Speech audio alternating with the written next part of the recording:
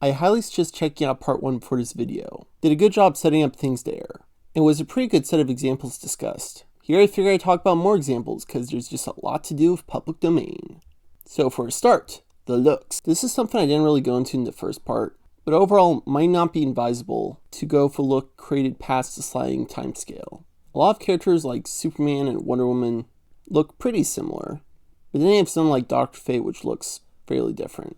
You could also try for something fairly radical, but a lot of us have attachments to look from the timescale. Like take for example Superman or the symbol on his chest. Good chance unless you're going for a whole other radical reinvention, the S will probably look like this, which is what it was like in his first appearance. Doesn't even have quite the definitive S shape or originally not even the proper pentagonal.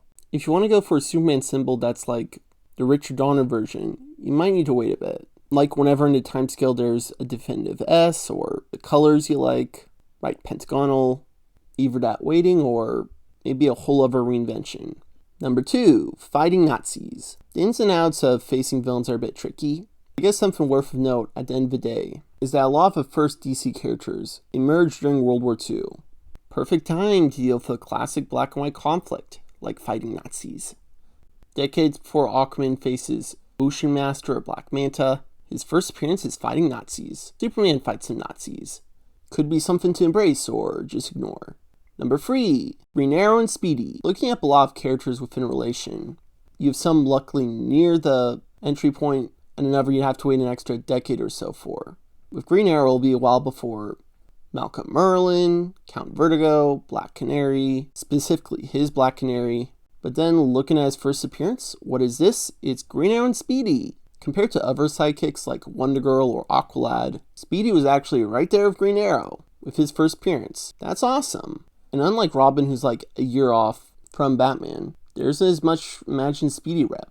You can have fun with Roy Harper. I do enjoy the Young Justice version of Roy Harper, embracing various versions with clones and such. I do hanker for some classic Speedy. You could show some classic hero sidekick dynamics that you'd be too busy for with Batman because he has too many villains. You could have some adventures with him. You could even use him to gradually set up his other adventures with the Titans, with them coming later. That would be cool. And like Dick Grayson with Nightwing, it would be even longer before he gets his aliases as Arsenal or Red Arrow. Whoever could play Speedy in a public domain movie probably isn't even born yet, but could be some fun awaits. Following up. 4, Alan Scott and his villains. I cannot underestimate how much cool is tied with Alan Scott.